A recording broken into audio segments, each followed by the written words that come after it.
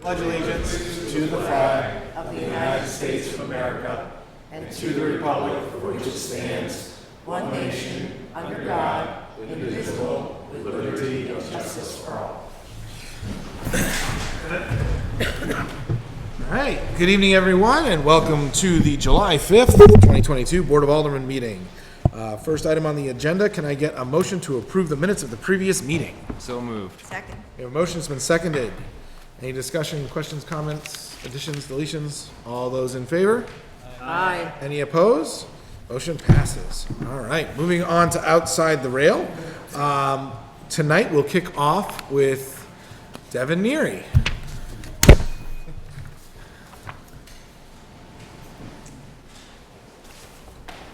Hey, good evening, all. It's pretty strange being on this side of the barrier, but I'll have to say I'm not super sad to miss tonight's meeting, seeing the agenda with 3 executive sessions. Sorry, Matt. But in all seriousness, I wanted to take the opportunity to say a few words and give a proper goodbye to my friends and colleagues here at City Hall.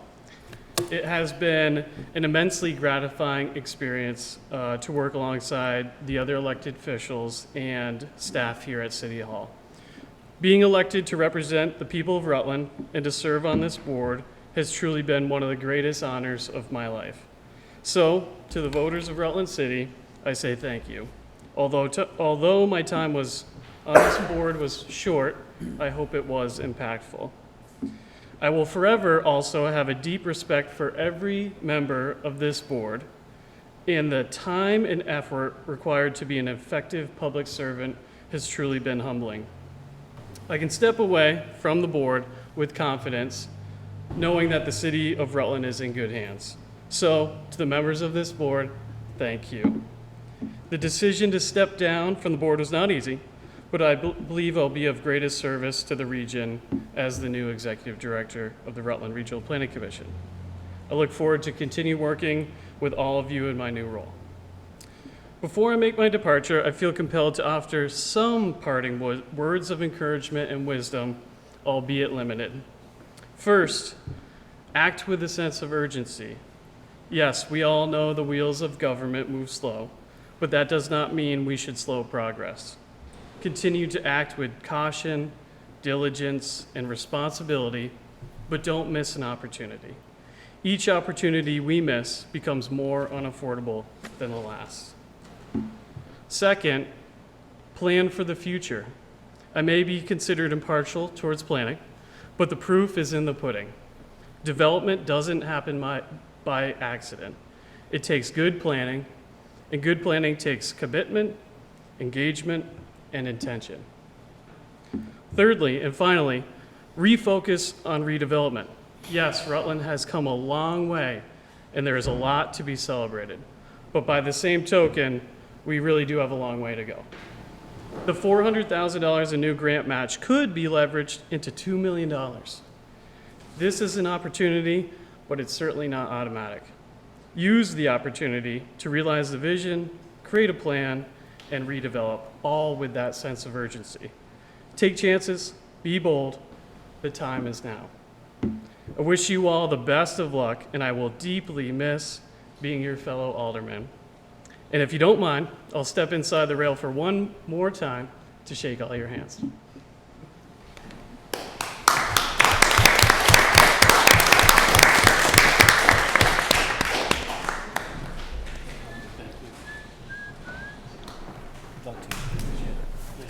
Thank you for your service. Thank you.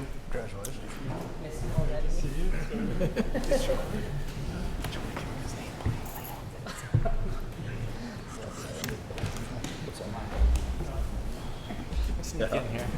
Congrats.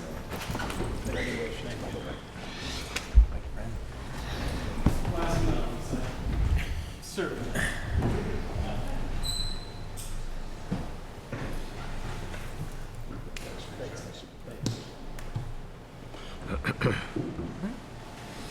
Thank you, past Alderman Neary. Appreciate that. We are still in outside the rail. Is there anyone else from the community that would like to speak from outside the rail this evening? Come on up to the podium, state your name and your city of residence, and Hi, I'm Bill Karras. Thanks for having me. We have a train that a Chinese artist did over in West Rutland on our property before we sold it. When it was finished, I said, it seems to me like Rutland would be the perfect place to have this, being a train town and doing a lot of work on sculptures in the city. And I guess here tonight to say, not only would it be a gift because we do have a foundation, but we would handle all the moving, the setting. It really shouldn't cost the city a penny if you wanted to have it here, and it's a matter of want. And I've got Paul here, or Paul's got me here, I don't know which way it is. He's got some renditions, and I've got a book I'll pass around that just shows another piece of work that this Chinese artist did. He's extremely well renowned in China. And I guess as far as moving the thing, which is everybody's big concern, is a good friend of mine that found this artist for our sculpture park is also a rigger and has moved a lot of his own sculptures, and he knows how to get it done. He wouldn't be doing it, but we know the crane operators, we know the truckers, and everything that goes with it. So with that, I'll let Paul take over. Okay. So I'm Paul Gallo, 291 McKinley Avenue, Bill Karras, Lake St. Catherine. Bill reached out to a handful of former members of the creative economy to try to find a location that would work, that he would approve of, he and Barbara. So we researched several locations in the city to see where this would fit, and I think everything came back to the railroad depot downtown. I just think it's such a great spot to engage the folks coming in on the train, which is going to get a lot busier than it is today, and just slow them down and say, wow, what a community. We have the architecture downtown. We've got a great history with the rail, and so we just figured the location near the railroad depot would be fantastic. Our first location that we thought of was right about 50 to 60 feet away from the railroad station. We know that's rather busy, so probably is it going to fit into your plans right now with your renovations? We thought there's a small grassy space, I should say. It's about 275 feet north of the railroad station. It is on the city land. Your land, the city's land down there, is basically shaped like a canoe. Starts out skinny behind Walmart and widens out, and this is the intersection. This is the corner where the bank property comes in, and this is a better shot of it sitting on that piece.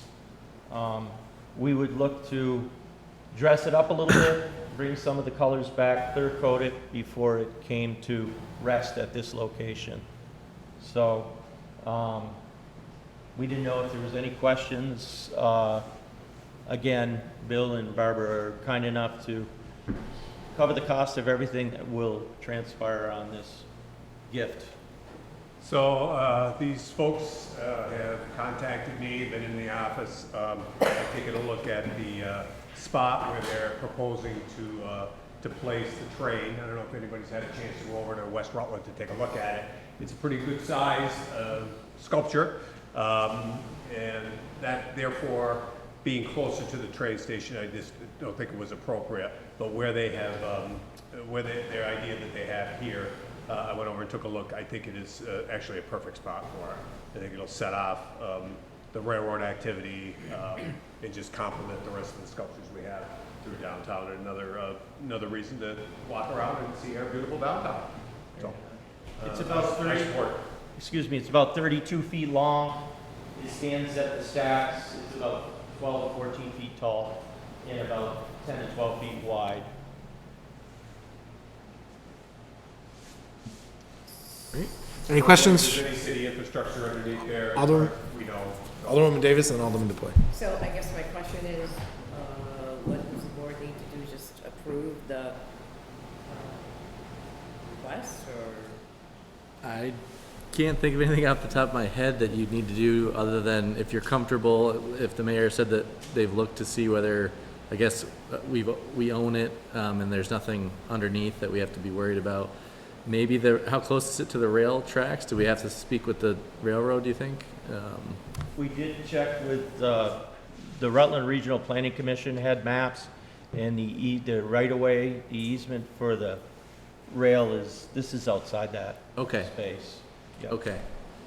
Yeah, I mean, we might want to do a donation agreement of some sort with the Karrases, but I don't think there would be much to negotiate. It would probably just be to, provide the paperwork. So I don't see a reason why, we would need to hold it up at this point. Alderman DePoy? So I'd make a motion to suspend the rules. Second. Motion to suspend the rules has been seconded. All those in favor? Aye. Any opposed? Motion passes. And I'd like to make a motion to authorize the mayor to accept the gift from the Karrases and proceed with its relocation. Okay. We have a motion to accept the gift and proceed with its relocation. Any discussions, questions, comments? Alderman Gillum? I just have one comment. I'm not against the concept. I think it's a very good idea. But there is a plan to put through the TIF thing they were working on, is to connect the neighborhood with downtown across Pine Street and putting a footpath from the farmer's market into downtown. Want to be sure we don't interfere with that. That's all. I think we're talking about the other side of the track, the path would come in, so. By the Brock. Brock side. Okay. Just, that's in our head right now, to connect the neighborhood with downtown. That would be really nice to walk right by that. That's good news. Alderwoman Savage. I just want to say, if you haven't seen the train, it is enormous. It is and enormous, It's yeah. quite breathtaking. It's going to be really exciting to have that downtown, and I want to thank Mr. Karras very much for the donation to, coming in on the train and then seeing that. That's going to be pretty striking for people's first view of Rutland City. Absolutely. One thing we found, and it was part of our intention, was when the yard park, and the train would stop people dead at the tracks, they go up and see the rest of the park. And a lot of people had no interest in art, no interest in sculpture, but they would go up. And I talked to quite a few in the driveway, and all of a sudden light bulbs went on, so it's a pretty cool piece of work. I've seen that on the property. My only follow-up question would be, it being metalwork, you said you're going to readdress the metalwork to kind of bring it back up to color and everything else. Is there any But Paul and I have been talking about it wouldn't be a problem to, especially with Paul, and then putting the dirt on that. No, that would all work out pretty easy. Would there be any ongoing maintenance for the city at all with? Well, not much. I mean, the thing is tough. Well, the good news is there is graffiti that It's amazing. it's tagged with. I have, being metal, we can take it off or we can paint over it. So we'll be accenting different colors with different pieces. All the pieces that are in that train came out of Max Steel. It's just one trip after another. In fact, Bill had to slow him down because the guy wanted to keep building it. He's going building the train. The other thing I wanted to mention, and Devin and I had talked about it, you do have funding coming for repurposing and re-engineering that railroad depot. So this is outside the boundaries of where you're gonna do your thing with that property. So we're staying out of your way. The artist that did it, his English was, that was it. Mr. City Attorney. I was just going to ask, is it easier to move it a short distance? So if any of that work that's being done, or if anyone wanted to do site prep, I guess at some point, I don't know if that would be the plan. I know, Paul, the drawing is just probably looks like it just sits as the landscape is now. So I don't know if there's would it be any plan to do any site prep or to later incorporate it into whatever the potential project is, but I just didn't know, would you have to hire like a giant crane again to lift it up and do that work? Or can it be hoisted slightly with a little bit less effort than what it'll take to get it from the Caris's to the spot? We used the crane people in Bristol. Okay, They were amazing. And we used them again. okay, We brought it down the driveway there. It was built up at a house. It was a circular downhill driveway. And we figured when we lifted it the first time, it got up an inch, it wasn't going to break. And then we just put it on a low blade. okay. So, excuse me, Matt, to address your question, it can be moved again if you incorporate it and Bill agrees to it, you certainly could move it, but his house has been sold where the art park is. It's been a year and a half or whatever, and it's time to move on. Salem wanted it, it's been begging for it, and Bill and Barbara would like to gift it to the city. Okay, so there's some urgency to kind of get it moved and then either plan around it or figure out a way to. Over in West Rutland, literally, there was no excavation work done. Put gravel down, some railroad ties, and put it on that. That's the move. So I mean, this is not a major engineering project. Do you have further questions, comments, discussion? I have one more question.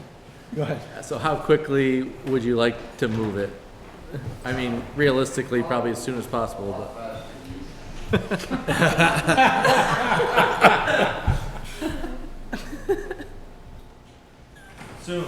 Soon, okay. Okay. Okay. All right. Any additional discussion? Okay. Hearing none. All those in favor? Aye. Any opposed? Motion passes. Thank you very much for the gift. We appreciate this community a piece of art. This is great. Thank you very much. By the way, we will be meeting with the railroad, Vermont Railway, just the same, even though we're out of the right of way, we do. Hopefully, they're excited about it, actually. Okay. Thank you. Thanks, Paul. Okay, we are still in outside of the rail. Is there anyone else that would like to speak this evening from outside the rail? Okay. Seeing and hearing none, we will move on to communications from the mayor. Mr. Mayor, the floor is yours. Okay. Good evening, everyone. Thank you very much. I do have a couple of things I wanted to talk about tonight, if I could. Completely different subjects than what you just heard about. I wanted to update the board on the hotel homeless program that we are all very well aware of.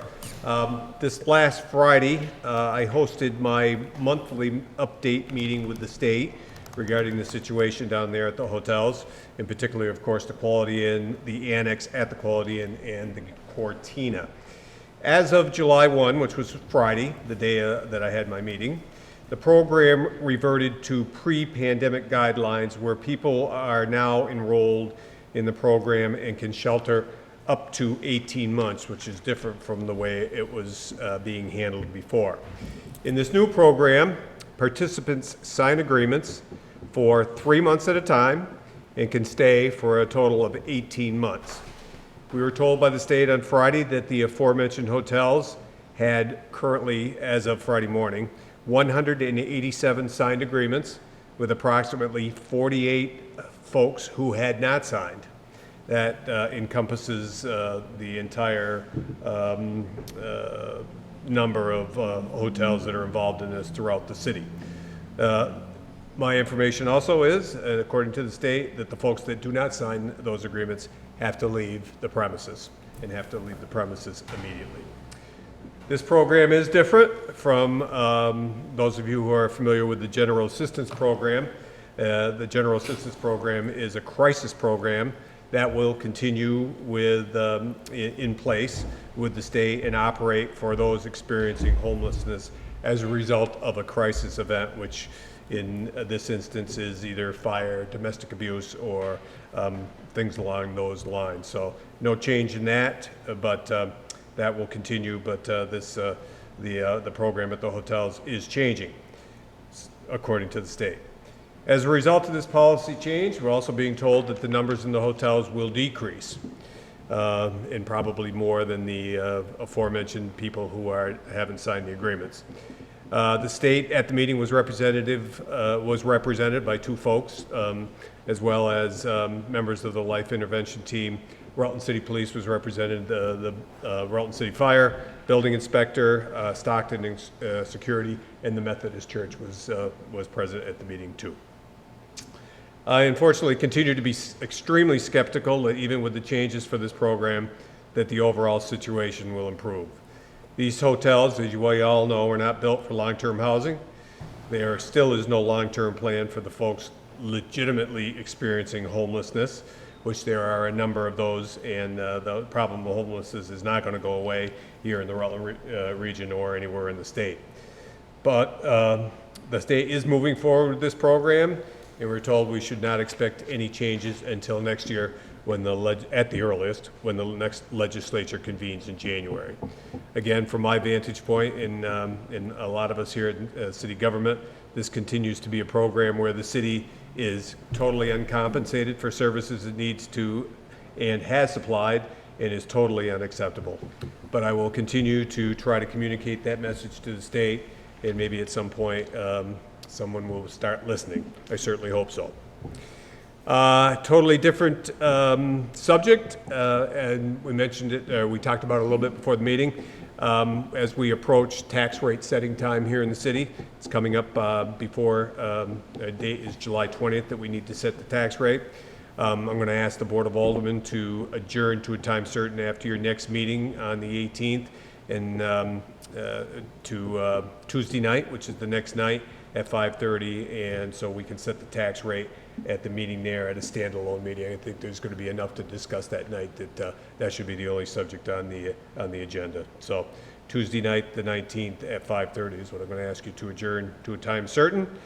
And finally, with the resignation of Devin Neary that we heard from tonight, I have been speaking to several folks who have expressed interest, or I have reached out to them, and I hope to have a name for you to submit at the next meeting on the 18th. And well, it's going to be the final thing, but we did, the board received a memo from the city treasurer that we got the news from the state on the city school tax rate. It is coming down this year. According to the numbers that I could find, it looks like it's down 7 cents in the residential and non-residential rates. So that's a good piece of news, I think, going forward will help us out when we're setting our tax rate. That's all I have for tonight. Great. Any questions for the mayor? Alderman Davis. And I don't know if you can answer it, but with the lit team, I guess I'm unsure of what their abilities are. Do they work with residents to find alternative housing? Even some of the folks that are older, Social Security, are they trying to get them on a waiting list for senior housing? All of the above. We're being told that that's exactly what their place is. In addition to overseeing the program down there, they provide those wraparound services to try to get them move along into permanent housing. That's what the goal is for all the folks down there. So yes, the answer to that is yes. How successful they are, that's a different question. Alderman Torrey. Thank you. Mayor, at the big meeting that we had last month, the commissioner from DCF kept on saying over and over again, there's $325 million, just somebody needs to come ask for it. We have a number of projects that we would do. It seems like there's some sort of a block here, whether there's that money and it's available and ready to go or not. I don't know if there's anything that we can do to help force that issue. If you've had any conversations with them, rather than having a developer have to go ask, maybe since they helped us get into this situation, they'd like to just give us the money to do Well, something. certainly, we would be more than happy to accept any help that they would be able to provide. Up to this point, they haven't given us any information about exactly how you access that money, where that's sitting and what it's exactly for. They do throw that number around and continue to. I'm not familiar with any community yet up to this point that's using any of those funds. And if they are, I'd like to know about it. Just to follow up, do you think there's any benefit of us pushing the issue with them of, a resolution of, how do we get this money? Or, I don't know Any pressure that we can bring to bear on our friends up in Montpelier would be a welcome sight. So So moved. I agree. If I may. Yeah. I think we all know that there are some unfortunate folks in an unfortunate circumstance, but we also know some aren't. Some are just changing the climate of this community, whether it's with, extracurricular activities, so to speak, or what. And I think the impact on the police department, but the impact on the community is there. And I don't know how you access it either, but I think, maybe is it a letter from the chair that we sign on? Is it something that the mayor or the city attorney, pens and we sign on? But I think, between Rutland City and Rutland Town, we're feeling a really negative impact of these decisions that are being done in Montpelier. And I would agree with that totally, and I would say that the night of the meeting that you referred to, that message was delivered pretty loud and clear. Oh, absolutely. Right to the commissioners sitting there. So if they don't know by now, they're never going to know. Any further questions? Alderman Gillum. I drive through Chittenden County a lot lately, and they've already taken over 2 hotel complexes up there for housing, for this type of housing that they need. And St. Albans is doing that, and Newport. And I'm just saying, maybe that 300, whatever it is, went north and not going south. Maybe we need to rattle the cage a little bit to find out how we can get this done. I'll rattle any cage that you would like me to rattle. Sure. Alderman Torrey. I wonder if, because we don't know what's out there and what's available, I wonder if the first piece before we write a letter or do something on that is to get some more information, maybe by having the RRA research what's out there and what's available. What is the process for this $325 million? They keep on saying that's going to help you get out of it. There's $325 million. So maybe a motion to refer to the RRA, finding out a process for this $325 million. Okay, we have a motion. Oh, well, before anyone seconds, is it okay to add a comment? Or We should probably take a second Okay. first, and then we can I'll add it. second for Okay, debate. second, motion was second for debate. Go ahead, Alderman Savage.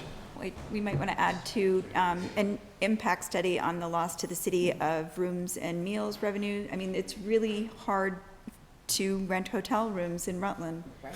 I talked to one person who was in from, I think it was Ohio, working at a place here in the plaza, and he was at one hotel and spent one night and had to move, and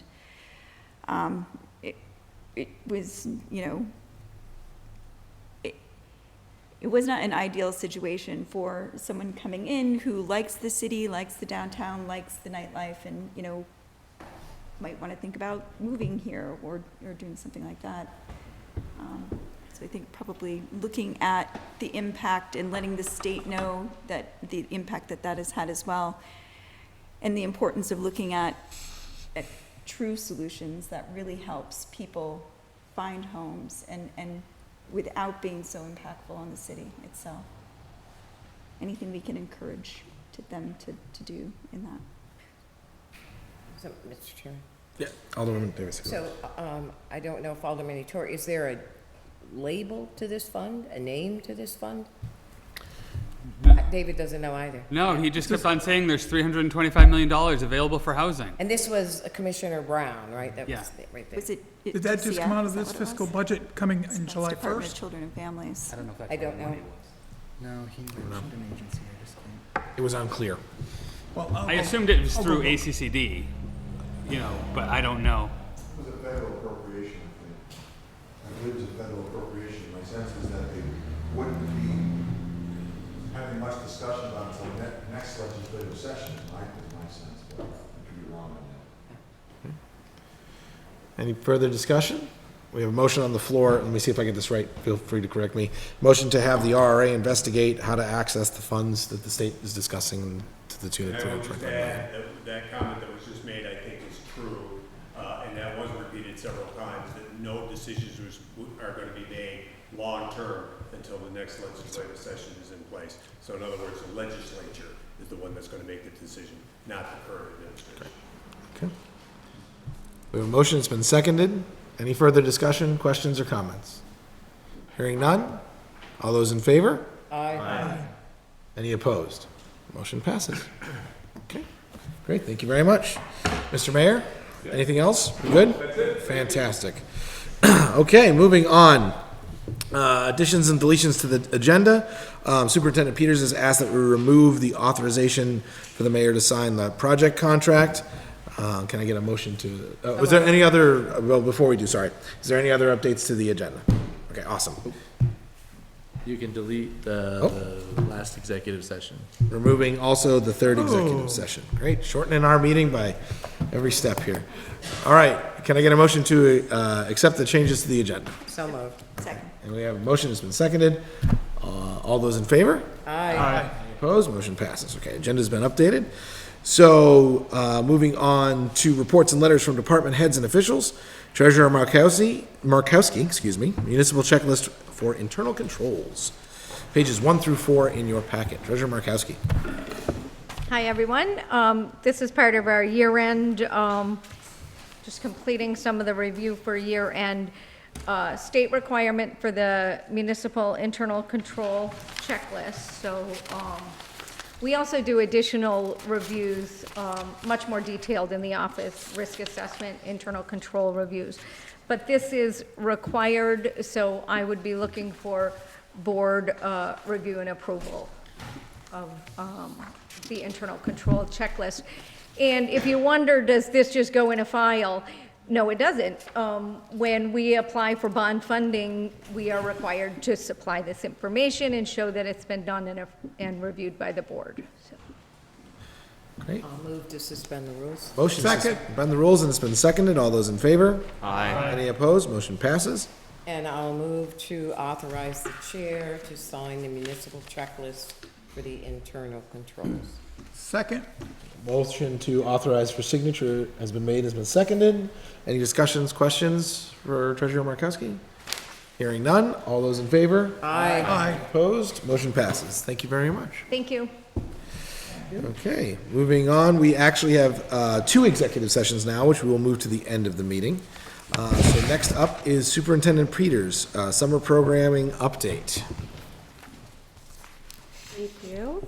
I did leave a packet on everyone's desk. So this is information only, just an update of where we're at, and recreation is a little bit different because of our revenue and expenses. It fluctuates, so I do want to just do a recap since we're really close to the end, especially on our revenue side. So I'm not going to go through everything. I highlighted a couple items that I wanted to just make sure that I mention. Starting with our updates, 2022, our pool, we've had such a great opening this year. We actually opened about 2 weeks early. We are just really happy with where we're at. Our numbers are strong. We're 1,300 members. We're crowded every day. This year I did cut back on our rentals during the day. We focused on Boys and Girls Club and Rutland City Schools for Tuesdays and Thursdays. Some of the feedback I had received last year, we were just overly crowded with outside groups coming in outside of Rutland City. So we did cut back on that. Swim team is going great. We have a big meet this weekend. We'll be using the Tap House Exxon Mobil parking for that meet because we will host I think we have teams coming from New York and New Hampshire this year, so that will be a pretty big meet this Saturday. So if you try to go back in that neighborhood, it'll be quite crowded. Sorry for those that live back there. That meet's supposed to be over by 1 o'clock though for Saturday. We are hosting districts again this year that we will see between 300 to 500 swimmers. That's the end of July. So again, I could not tell you how happy I am about the pool. This week today not so great, but we had a great week. It's just been really good and fun to watch. I was able to offer 2 lifeguard classes this year, which certified over 50 lifeguards. We're not short on lifeguards. Rutland County's not short on lifeguards. They're out working. Great job on that. Summer camps, we have 4 sites that we host summer camps. 3 years ago, we had 1 site. We have just about doubled in numbers as what we can offer. We are maxed out at all 4 of our sites. We're at the Rutland Community Center with some preschool classes, Rotary, and one of the reasons we can be at Rotary is because we built that pavilion about 4 years ago off of that grant. Again, something that we want to look at Meadow Street when we start making improvements to that park is to add bathrooms, security, lighting, and internet, which, soon to come. And Giorgetti Complex, we host our camp, and then obviously our Whites Memorial Park, which was our original site. So again, we're booming in that area. And with summer camps and with the pool, then we're also hiring high school and college kids. So we have anywhere between 75 to 100 kids, high school kids that are in Rutland that are on our payroll, working as hard as they can. Specialty camps continue. Football, lacrosse, we have tennis, golf, you name it, we try to do it. If somebody comes to us with a certain skill, then we definitely try to offer that for them. New this summer, which is actually the last page, is something I'm really proud about. Our focus this past year has been our 6th grade to 9th grade kids, that middle school age group. We've been offering a lot of stuff for them at the rec center throughout the year. This summer, we partners with For Prevention and are offering all these free events throughout the summer. So our very first one was a kickoff pool party, and we had over 50 kids come, which is great for a middle school event. And we just really want to continue that to get that, just to continue and keep spreading, good habits, getting kids involved in the community.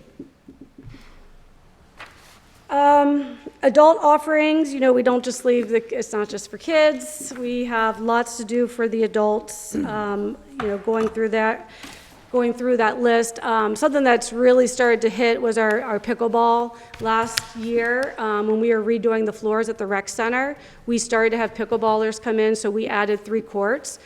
We are still busy with pickleball in the summer, indoor and outdoor. We're adding 2 more courts at Meadow Street, which will then make 9 courts just in ours, but then Vermont Sport and Fitness has courts and other surrounding areas. So we definitely are supporting that and welcome that new fad that has definitely reached us, and happy to do that. I didn't put on here also our e-bike rentals.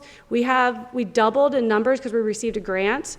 I'm going to look over at Chief because he likes to rent out our e-bikes, and we have them at 2 different locations. So that's a free program that's offered. Something I think that's also pretty amazing is over our facilities that were being used in the summer. The rec center continues to stay busy and consistent. Godnick Adult Center, I've had to add another program director to there, so I took someone from the rec center, put them over with April Chaffee, because it is now all day. It's all day going on, so we have to have backup there. Obviously our pool and then Giorgetti. Below just are a couple updates on numbers. Last year in the summer, we were about 300 members at the rec center, so we're starting to see, again, some increase even in the summer months for the rec center. So that's some of the programming. I have to try to pick and choose what I'm going to talk about, but I wanted to highlight some of those. And then we go into budget. It's been a busy year, and despite we were shut down still this year in December, January, February a little bit when the mask mandate came back out. So despite coming into the fall and into the winter, this has been the heaviest, the most revenue that the recreation has brought in. So I kind of summarized how that works and how we receive revenue. Our total revenue budgeted was $450,000, which has been an average of what we've had. Before our revenue transfer, We, as of yesterday, we're at $706,000 that we've brought in revenue. The way that that works is I do transfer money to the next budget. So because, like, for example, summer camp, 2 out of the 3 months are in the next fiscal year. So after doing our revenue transfer, which I'd love to do on July 1, I'd love to see what we're going to be transferring over. We're going to be starting with $150,000. We usually average about $80,000 to $100,000 is the most that we've had. So as soon as that money gets transferred over by Mary's group, then we'll have $150,000 starting for this upcoming fiscal year. Somebody asked, what happened? What else is going on? Our rentals throughout the city of our parks and our facilities has increased. We also have streamlined our processes so much that we follow up. We have a good process of making sure that we are collecting that money for the organization that are utilizing our assets. Rutland County Little League, great organization. They have grown in 5 years. They utilize all of our fields in the summertime. They pay to use those. AAU, all the rentals that we've had at the rec center. Pool rentals. Rutland School District utilizes us a lot because we have the assets that are outside and in facilities. So we, especially toward the end of the year, we really had a full lineup of them coming to us for pool parties at the end of the year, coming to the rec center, going to Giorgetti. So we've definitely seen an increase in that. I definitely, I don't think I was really under budgeting the rec center. I thought it was pretty true, that 68,000, but we were actually at 100,000. So I was highly impressed with that. And again, because of the facility, we have the space where we can host events. We are now fully booked for next year, for the winter months. I can't really take anything else because then I had to be cautious of not getting into community time as well. So we can't have every weekend booked up. We actually reached out to American Red Cross because they've been a group that's done the blood drive for many years, even before we had the center, and said, hey, you might want to book that. You might want to get your event on the books so we don't double book. And we want to make sure that you have that event at the rec center. So I think that had a lot to do with it.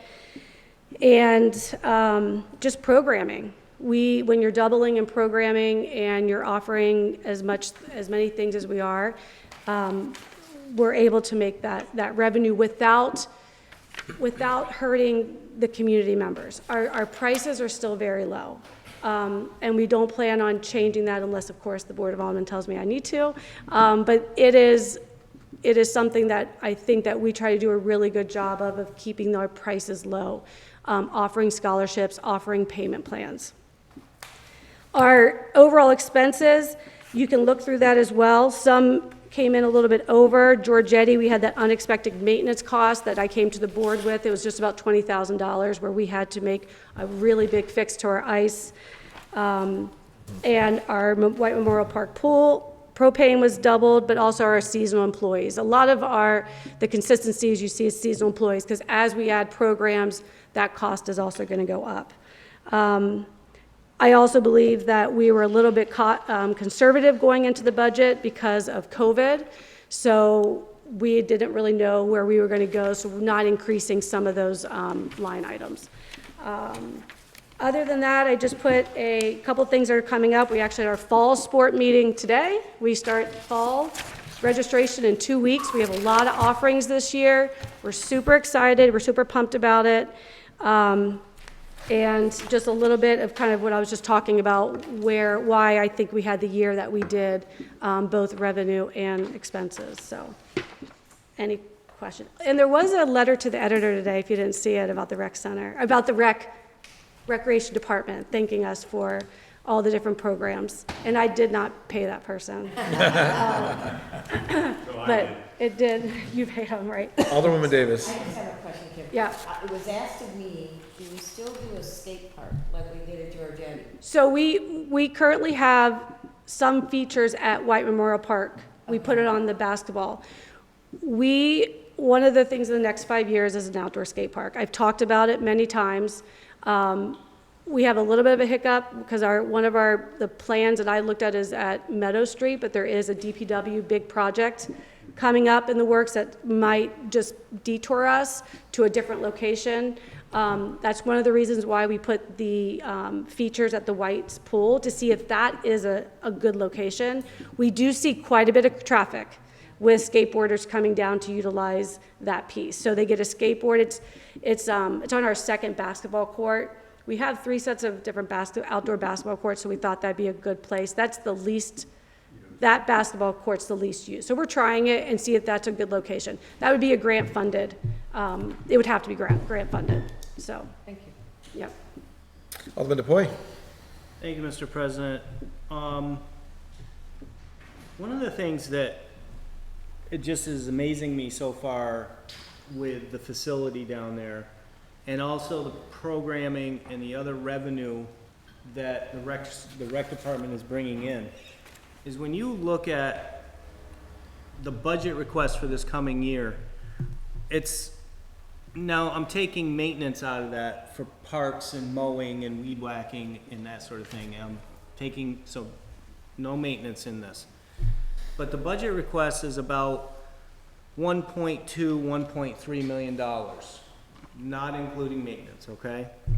The revenue that they're bringing in of $706,000, I think is what it was, right? Is more than half of their budget. Now, 4 years ago, before we took over this facility, the revenue in the rec was in the 250 to It was- 300 range, somewhere in there. I mean, it's on here, so it was, it just every year is depending. When I first came on, we were at 399. 399. And so, Okay. So total revenue of 399. And a similar, you know, I mean, it's gone up with the COLA for the last couple of years, but I mean, 399,000, and you were well over $1 million at that time in the recreation. So you can see what's happening with this facility. And as she mentioned, December, January, February, she wasn't able to operate at full capacity because of the mask mandate. So, you know, for 25 years, we've talked about a facility like this that could actually at some point, if it recognizes its true potential, could actually pay for itself. It's not gonna pay for maintenance. Maintenance is $800,000 or, yeah, $803,000 this year is the budget request. So, you know, it's just one of those things that if it ever sees, without mask mandates, without getting shut down, its true potential with what they're doing down there. And I mean, you know, Giorgetti is there, White's is there.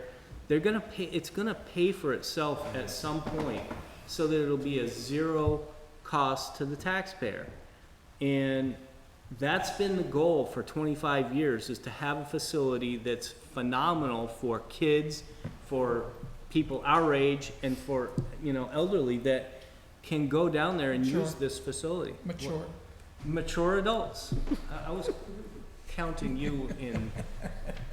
So, this is great that you come in, and please keep us up to date, continuing, so that we can see the increases that I know you're gonna have down there once you're full throttle and nothing holding you back down there. So, my congratulations on Thanks. these numbers. These numbers are great. They're fantastic. well, and I do thank you, but I've said it before, and I know it's repetitive, but it was the mayor, the Board of Aldermen who supported these projects, and also has given me and the rec department freedom to do this. And we have to realize that some of our facilities are not there we're not here to make revenue, right? That's why we keep our prices low. Godnick Adult Center, most of the stuff there is free. Only if somebody comes in, like a yoga instructor. And so we are trying to find that balance of where it's appropriate to ask for money. And we know the overall benefit for the community, right? If we can offer these types of programs and facilities and recreation through Pine Hill Park, through everything that we offer, then that's the economic build. I wish I had that.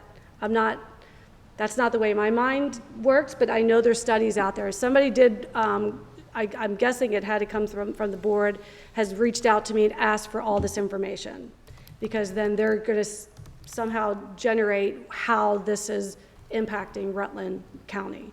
So I can't remember the name of the organization, but they're reaching out for some type of study of how these type of programs are of benefit to the city of Rutland. Alderwoman Davis?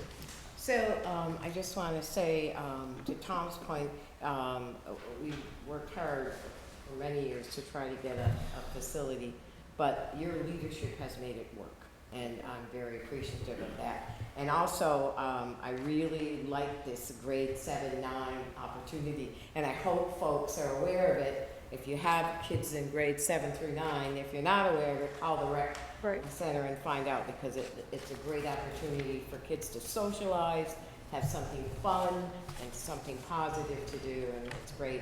And again, I appreciate your leadership and the employees of the rec department for what they do. Thank you. Alderwoman Taddeo. I just want to echo my thanks to Kim. My entire family uses the rec department facilities, and I just think it's such an asset to our community, and I appreciate your creativity and finding ways to meet everybody's needs no matter their age. And so I'm just very appreciative of what you do bring to our community, and thank you for your hard work. Thank you. Because this is a lot going on. So thank you. Any further questions? Just one more comment. Alderman Gillum. You are also filling a need, as we recognize in the Vermont Youth Project and Project Vision. Kids at risk are that 7 to 9. Yeah. And you are pinpointing that need in this community. So you are doing a good job to help us solve some of those problems. Yeah, we hope so. What else? Awesome. Thank you very much, Superintendent. Okay, we are moving on to reports of standing committees. Alderman Talbott, Community and Economic Development. This is emailed to you. All right, the Community and Economic Development Committee met on June 22nd, 2022. Members present included myself, Thomas Franco, Sharon Davis, Chris Sattori, and Devin Neary. Others present, Mike Dungis, Carrie Savage, James Rotundo, Scott Taggart, Mary Beth Pauley, Andy Shin, Andy McMillan, Shelley Lutz, Jessica Sardelli, Cameron Sardelli, Court Jones, and Gordon DeTrillo. The meeting was called to order at 5:30 p.m. The meeting was a follow-up to the April 6, 2022 meeting at which DPW Commissioner Rotundo had agreed to examine possible routes for the VERMONT Trail project to pass through property near the City of Rutland's water treatment plant in Mendon. Commissioner Rotundo distributed a document detailing DPW's primary responsibility of protecting the water system infrastructure. He also explained that the department has a source protection plan approved by the state that adopts various rules to prevent contamination of the water supply.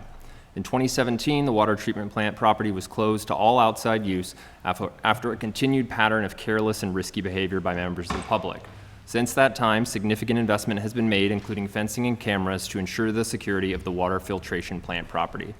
With these priorities in mind, Commissioner Rotundo shared a map illustrating 2 alternate routes to the route initially proposed by the VERMONT Trails Group. The first would allow the trail to utilize Town Highway number 10 to access the watershed property, but VERMONT would need permission to access Green Mountain Power property and build a bridge over Mendon Creek to tie into existing trails. The second route would be a highway route going down Route 4 to Park Lane, up to Post Road, and into Rutland Town via Northwood Park Road. The VERMONT Trails Group indicated a strong preference for the non-highway route, but indicated that the needed bridge would pose a significant challenge. The issue will remain in committee while the VERMONT Group explores the viability of this route. The meeting adjourned at 6:07 p.m. Awesome. Thank you very much, Alderman Talbot. Any questions? Okay. Moving on, Alderman Whitcomb, Finance Committee. This was placed on your desk. All right, Finance Committee, we met on June 28th, 2022. We had 2 topics on the agenda, the Rutland United Methodist Church request and an ARPA funding review. Members present were Davis, Sattori, Salvage, Talbot, and myself. Others present were Mayor Allaire, President Dunges, Treasurer Markowski, Gordon DeTrillo, Jennifer Yukonovich, and Ellie McGarry. The meeting was called to order at 5:30 p.m. The first item addressed was a request from the Rutland United Methodist Church for $15,000 in funds. Jennifer Yukonovich provided an overview of Companions in Wholeness and those served through the program. Jennifer described the challenges that Companions in Wholeness currently face in continuing to fund their initiative. Ellie McGarry provided an overview of a typical day in the program. Mayor Allaire inquired the current source of funding for their programming.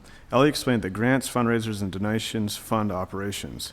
Jennifer described partnerships they maintain among local churches to help sustain their mission. Alderwoman Davis asked if there was a partnership in place between other nonprofits to ensure that there is not a duplication in services.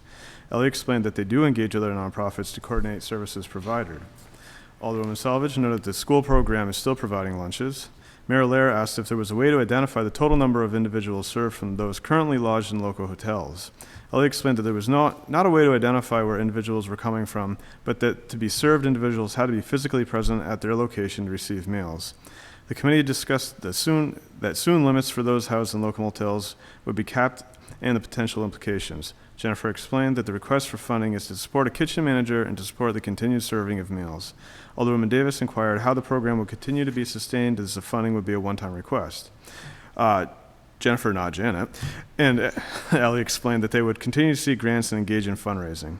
Alderman Talbott made a motion to recommend that the mayor authorize $7,500 be released from the mayor's contingency fund for the Companions in Wholeness program and to revisit this initiative in the next fiscal year. The motion passed 5-0, and I so move.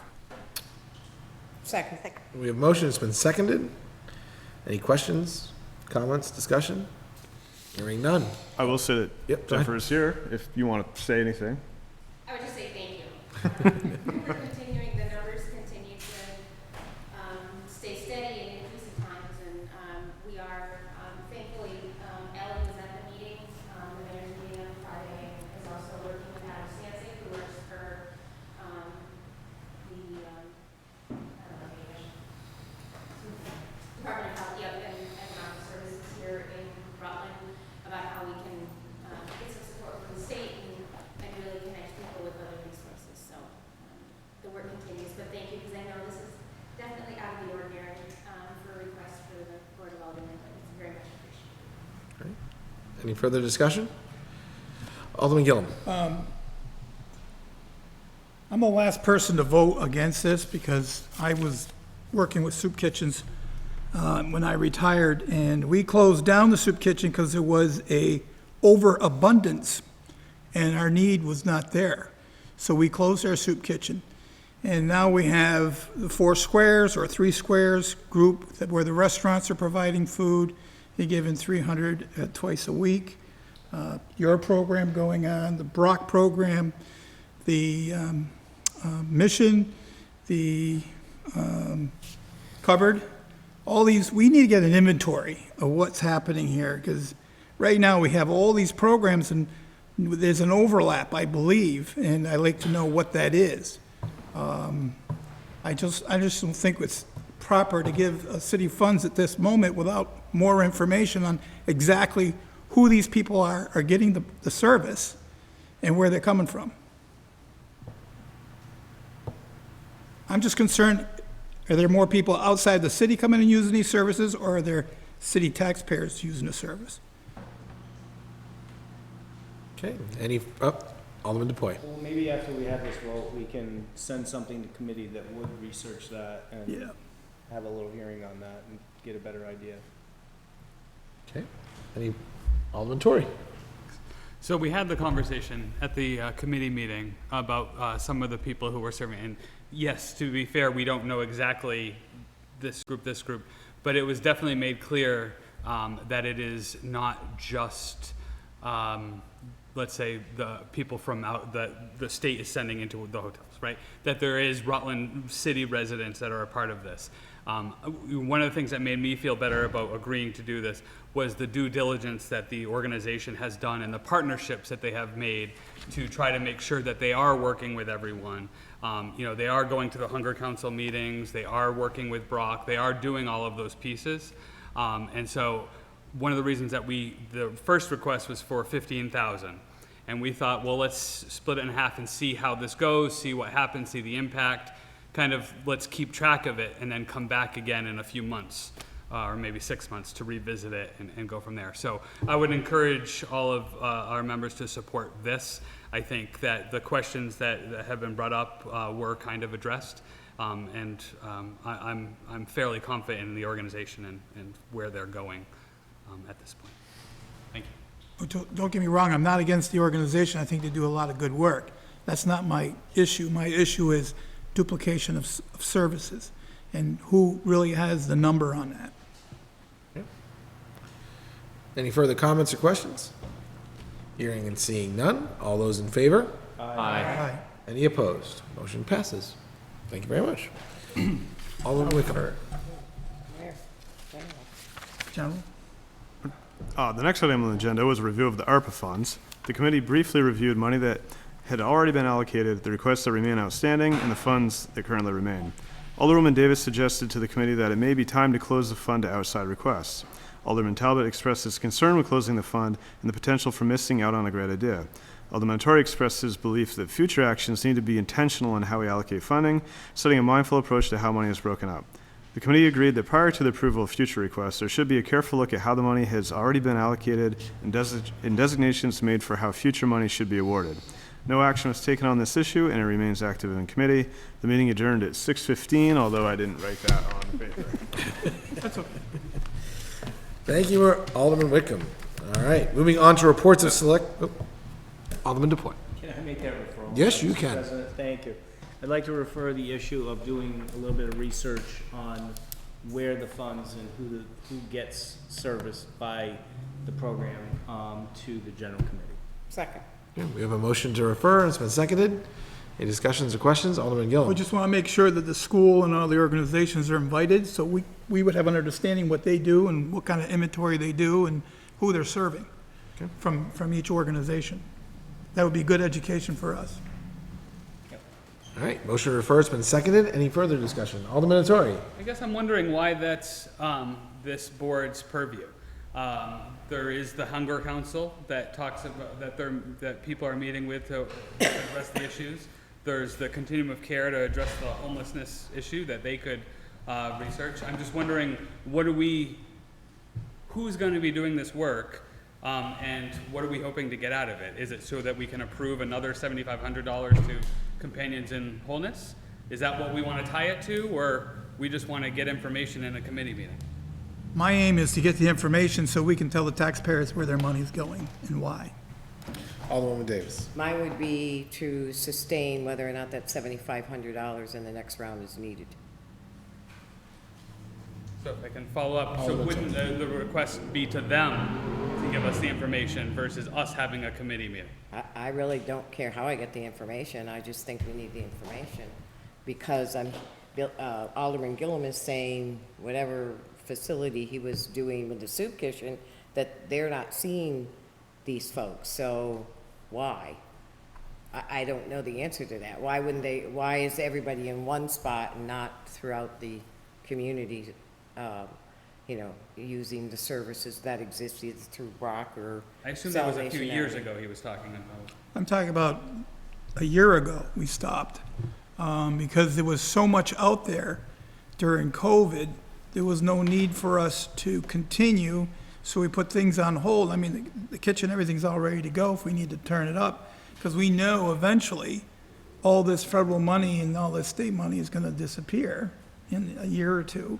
And that's another reason why I would like to know what all these organizations are working on and what they're doing, so we have an idea of what's happening. So if we do need to do the 75 or 7,800 more, we have legitimate information. We have factual stuff in front of us. Alderman Talbott, and then Alderman Davis. So I guess I'm not clear on what the motion is. I don't think it's Companions for Wholeness's responsibility to give us a list of other organizations that are feeding people in need.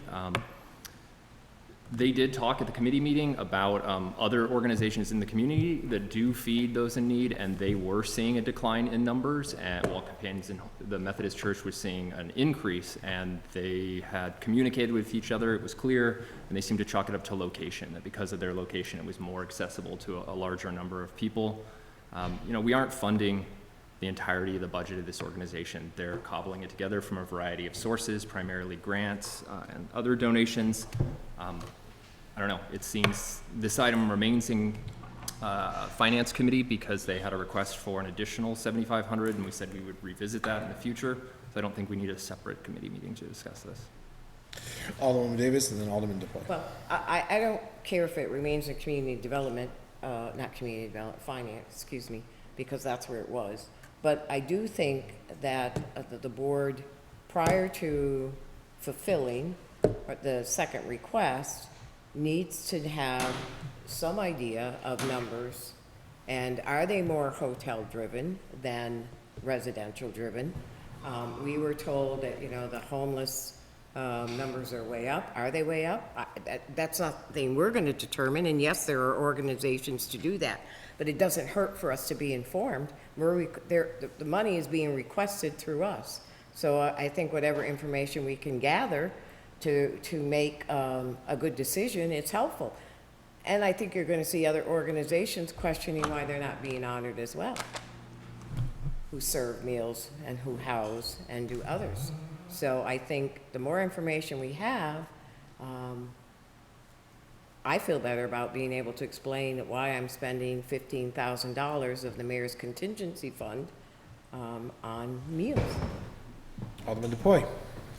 Thank you, Mr. President. Yeah, I'm sensing some hesitancy here to gather information on something that is out there in the community that is a very good, I mean, it was an 11 or 10 to nothing vote, Mr. President. It was, you know, it's not anything against any of the providers of these services, but we have a member of the Board of Aldermen who's actually worked in those services, in feeding people, and for the taxpayer to know where even a small amount of $7,500 or potentially $15,000 is being spent, I don't think is much to ask. It's, you know, I mean, as I said, there was no debate as to whether this was good money spent or not. Just simply sending to a committee, and my vision of how that would work is the chair of the general committee would just put out to several of these organizations and say, hey, we just want some information. Can you come in and just tell us what you know?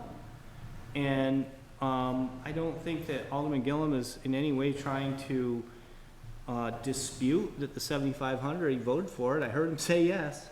So I just think that gathering some information and saying, hey, look, if a taxpayer asks us, hey, I see all this feeding the people, food services going on out there, Meals on Wheels, this one, you know, the soup kitchen would shut down because they weren't getting the traffic through that they felt was necessary to keep the kitchen open. I don't see why that would be a bad idea. So I would ask for your support on just sending this to general and gathering the information that will help us make better decisions in the future. Okay. Alderman Gillum. Speak for the third time. Yes. Do I have permission? Thank you for asking. I am not here for a hunting thing here. I just think we're spending some money, and I need to have the information, so when a taxpayer asks me, what you spend it on? I said, well, we got all these organizations, this is what's going on, here's the inventory, here's the services out there. As a matter of fact, it's probably good stuff to know through the Hunger Council what is actually happening in our community when it comes to feeding people. So I just think it's a good history lesson for us to understand where we're at. All right, further discussion, questions, comments? Hearing and seeing none, we have a motion to refer to general committee to research into the current programs that exist today. All those in favor? Aye. Any opposed? Motion passes. Thank you very much. Anything further? That's, you're good? Good, okay. Moving on to reports of select committees. Alderman Franco, IT Committee. The Rutland City Information Technology Committee met on June 21st at 5:30 p.m. Members present included Alderman Franco, Alderman Talbott, and Alderman Whitcomb. Others present included President Dunges and Alderwoman Taddeo. The meeting was called to order at 5:37 p.m. The committee convened to discuss a digital solution for accepting bids for city RFPs. Alderman Franco noted that pending bids for the city's permitting software, particularly GovPilot, might enable such solutions. Alderman Dunges confirmed that a mail and paper submission process is currently in place and agreed that the open RFP could yield a solution within a couple of months. The committee agreed that an interim solution may be needed. Discussion regarding the city website concluded that the timeline would be drawn out with that approach, given that the website is still under development and won't be complete until the fall. Alderman Talbott suggested the city use existing tools and software suites. Alderman Dunges confirmed city access to Google Suites, but noted additional administrative authority needed to enable this option. Alderman Whitcomb suggested authorizing the board president to assign an IT representative with such authority. A motion was made by Alderman Talbott to direct the board president to appoint an IT representative with appropriate administrative privileges in the city's technology platforms for the purposes of creating a secure RFP, I should note, bid submission portal. The motion passed unanimously, and I so move. We have a motion. Second. We have a second.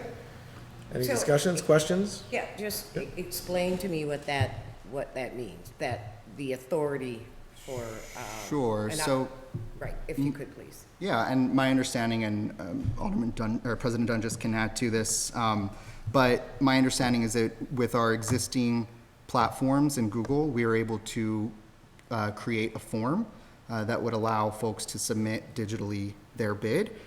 We just need an IT person with the authority to actually create that form because the board does not have that authority. That access remains with City Hall staff, and we don't have an IT managed service provider who would be able to do that just yet. That RFP is still ongoing, but we believe that there's existing capacity within the board to do that. It would be really a quick solution and only interim until we have the IT managed services provider who could do something more long-term. So, just one other question. Is that an issue for the union? For the union, you say, or? The clerk's office is DPW union.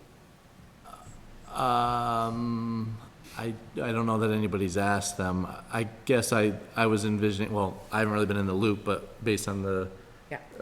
what I just heard, I'm guessing it would be President Dunges who would be setting up the form. And again, speaking out of school, I guess, I don't think the union, this isn't going to be an ongoing, it sounds like it would just probably be like maybe an hour's worth of his time. And I don't think it would be something that the union would object to if it were a more regular occurrence and we were, Right. Sort of outsourcing some of their work to. Right. But, hopefully they would just appreciate that somebody else is doing. Just gotta make sure we ask. But it's a good question. We can ask, before we kind of go to all the trouble, we can ask the shop steward in the clerk's office what her thoughts are on it. Alderman Gillum? Trying to get it clear in my head here. Who is this person that you're picking? Is it a tech person to administer this bid process? Is that what we're talking about? So I don't know if it's appropriate for me to answer that question. I'll let. It would be any such board member that has the technical capacity, yes, knowledge to be able to create the form. It really is not a complex solution to my understanding, but yes, that's the general idea. Just the ability to create a Google form. It's a standard Google form, Yeah. am I correct? Oh, okay. So we need an administrator to do that? Well, in order to upload files, you do. Okay. So, Yeah, somebody has to have permission. They don't just allow anybody to, in a secure system, to create a Google form. Is that right? Yeah. Correct. Clerk Heck? If I may, with my poor hearing, it's difficult for me to understand a lot of the conversation that goes on here, but just within the realm of the clerk's office is the purchasing agent, a non-union employee under the direction of my office as far as that goes. So there are certain terms by charter, the way things go. I believe, Alderman Franco, what you're looking at is just to have a person of what I would consider institutional insight develop this RFP, so there's specific criteria within there. Well, it wouldn't be developing an RFP. It would just be creating the form for accepting the submissions to RFPs. So, and in regards the process, normally the RFPs are just directed back to the purchasing agent. So would this IT person get it, or would the purchasing agent still receive those kind of things? So if, I guess, within the criteria, as long as some of those things, and we had Sarah Megro and myself some just brief conversations in regards to this process and stuff, and IT, it's the development of technology, and things are changing out there in regards to those kind of things and stuff. So Be happy to work with anybody, just to make sure that we conform to the so-called charter bylaws of how it's to be issued, how it's to be received, written, all those things.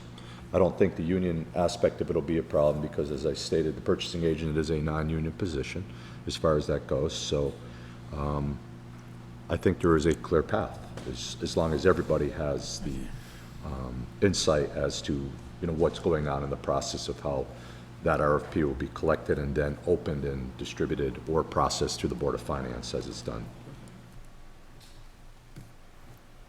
Okay, any further discussions, questions, comments? And again, I just want to reiterate, this is temporary. We have an open RFP out for a more sustainable option. We're looking at software platforms. I mentioned GovPilot is just one option that we're anticipating coming, with a bid for that RFP. And so there might be other solutions that are obviously long-term that we wouldn't need this setup for. This is just taking my attorney hat off for a moment and just maybe just as being a department head that's been involved in the RFP process. Have you had any feedback yet from department heads or from Sarah? I just wonder, right now there's a little bit of a, I would think a little bit of a weeding out of responders because you have to, you have to print 8 copies of however many pages, it's 40 or 50 pages probably, and send the hard copies to the city. So if you're doing that, you're probably, fairly serious about the bid and doing the work. I would be concerned maybe if it were too easy that we would just get, a ton of canned responses, and I don't know if that would create more work for Sarah or more work for the department heads, or if we'd have more instances of people putting in bids but then not following through with actually the work. That just happened in DPW for... Sure, yeah. So I did consult Sarah before the committee meeting, so we would have her input, and she agreed that even email would be a good option. And so this form just kind of facilitates sending it to a designated location electronically. Okay. But that was her input that she provided. Okay. Any further questions, comments, or discussion? Do we need to name someone in your motion? The motion doesn't have someone named, just authorize or asks the board president to appoint someone. Okay. Hearing, seeing none. All those in favor? Aye. Any opposed? Motion passes. Thank you very much. It did get seconded, right? Yes, it was seconded. Yep.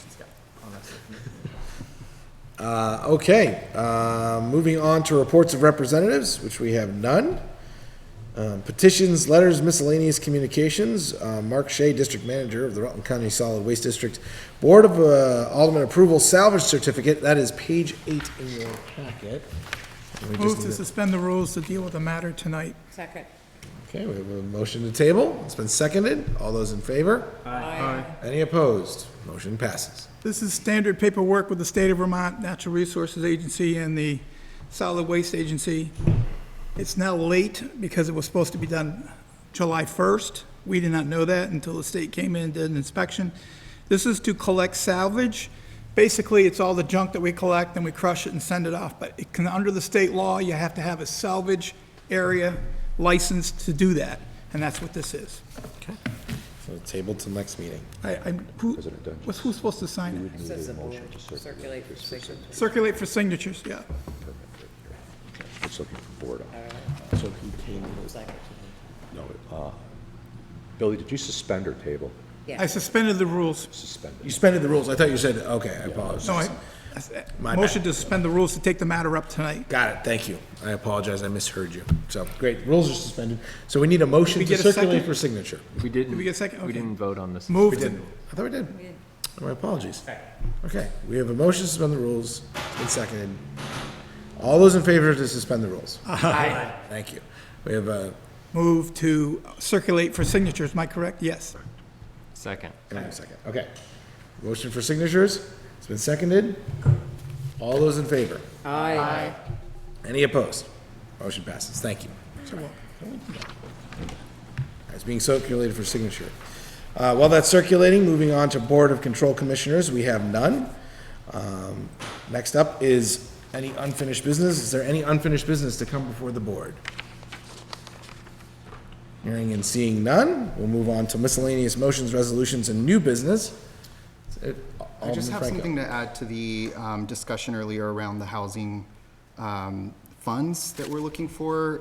The transcript from that meeting with the commissioners notes that he stated the Vermont Housing and Conservation Board is facilitating those funds, and I noticed on their website they have upcoming deadlines, July 18th being the nearest one, and then November being the next one.